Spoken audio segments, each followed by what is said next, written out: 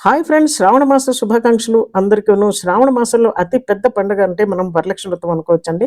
మరి ఈ 4 వారాల్లో ఒక్కో వారం ఒక్కొక్కళ్ళు నోముకుంటారు. ముఖ్యంగా 21 తారీఖు వరలక్ష్మి వ్రతం. మరి ఈ రోజు అంటే శుక్రవారం ఫస్ట్ శుక్రవారం కూడా నోముకునే వాళ్ళుంటారు. మనం ముఖ్యంగా పూజకు ఏమేమి సమకూర్చుకొని ముందుగా పెట్టుకోవాలి. ఎందుకంటే పూజ ముందు కూర్చున్న తర్వాత కూడా కొన్ని మర్చిపోవడం వల్ల లేవాల్సి వస్తుంది.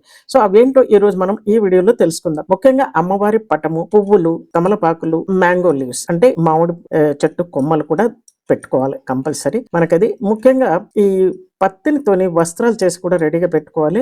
అలాగే మనకి అమ్మవారికి ఒక పచ్చి పసుపు కూడా పెట్టుకోవాలండి దగ్గర. పచ్చి పసుపుతోని 2 గౌరమ్మలు చేసుకొని అక్కడ పెట్టుకోవాలి. ఒకటి గణేష్‌కి, ఒకటి అమ్మవారిది. అలాగే మీ దగ్గర మూర్తి ఏమైనా వెండిది ఉన్నా పెట్టుకోవచ్చు. ఇత్తడిది ఉన్నా కూడా పెట్టుకోవచ్చు.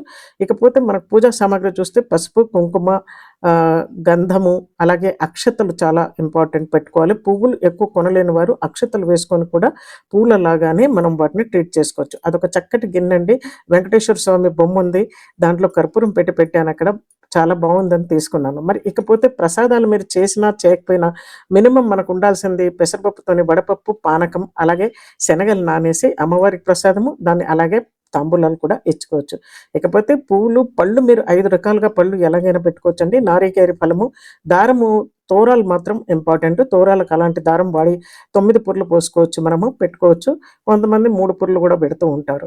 అయితే మనకిక్కడ కావాల్సిన 2 వెండి గిలాసులు తీసుకొని, ఒకటి కలశానికి, ఒకటి ఆచమనానికి పెట్టుకోవాలి.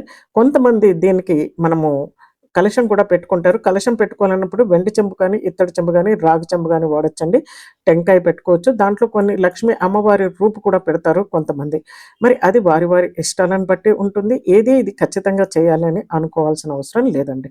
సో ఇలా చిన్న వాటితోనే మరి ఎలాంటి ప్రసాదాలు చేయాలి అమ్మవారికి అనంటే మనకు తెలుసు పరమాన్నం చేయాలి. ఎలా చేయాలి పరమాన్నాన్ని? వడలు, ఆహ్, చేసేవాళ్ళు పులిహార కూడా చేస్తుంటారు. అలాగే ఈ క్షీరాన్నం అనేది అమ్మవారికి చాలా ఇష్టమైనది. పెరుగన్నము, అలాగే మనకు ఈ పరమాన్నం, బెల్లం పరమాన్నం. మరి వీటిని ఎలా చేసుకొని మీరు చేయగలిగితే ఏది చేసినా చేయకున్నా బెల్లం పరమాన్నం అయితే చేయండి. పులిహోర, పూర్ణాలు, దద్దోజనం ఇవి కూడా చేస్తూ ఉంటారు. మన శక్తి, భక్తి అండి. ఎంత అనుకుంటే అంత చేయొచ్చు. మరి మనం ఒక ముత్తైదువని కూడా పిలుచుకుంటాము. ఆమెను ఎలా చేయాలి? ఇంకా దీని వివరాలు చాలా ఉన్నాయి. కింద కనపడుతున్నటువంటి లాంగ్ వీడియో క్లిక్ చేసి చూసేయండి.